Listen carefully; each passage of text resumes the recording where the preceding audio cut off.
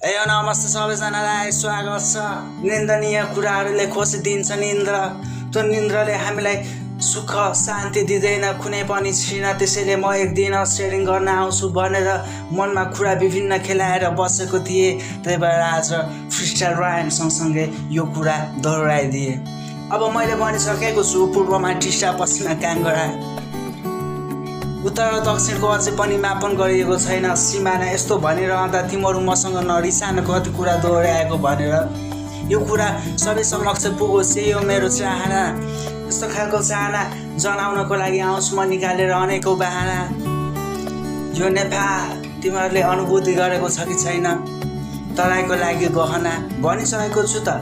पहाडमा अमूल्य छ चिज, हिँडाको लागि तिमीहरूले कहीँ जानु पर्दैन खोज्नुको लागि। हेर एकचोटि हिमालीमय त्यो प्रकृतिको सौन्दर्य सुसेक्दैछ।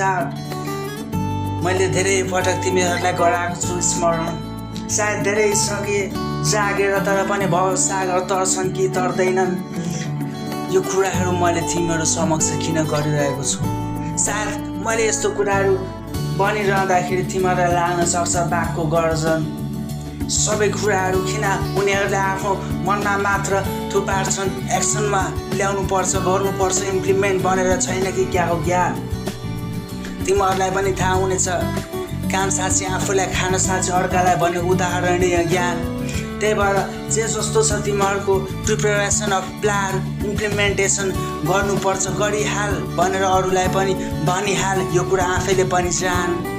यहाँ त सत्ता फेरिन्छ कुर्सीको लागि, को कता के भ्रष्टाचार गरेर हिँड्छ भागी फराकी।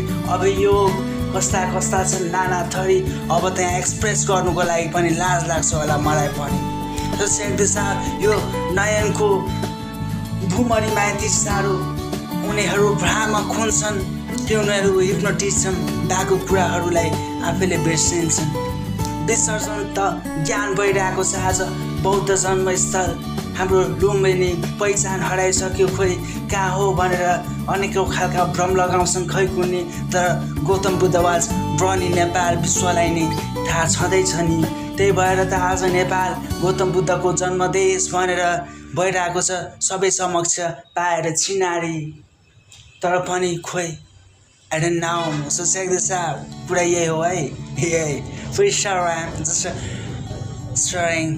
चेक दिस आउट है।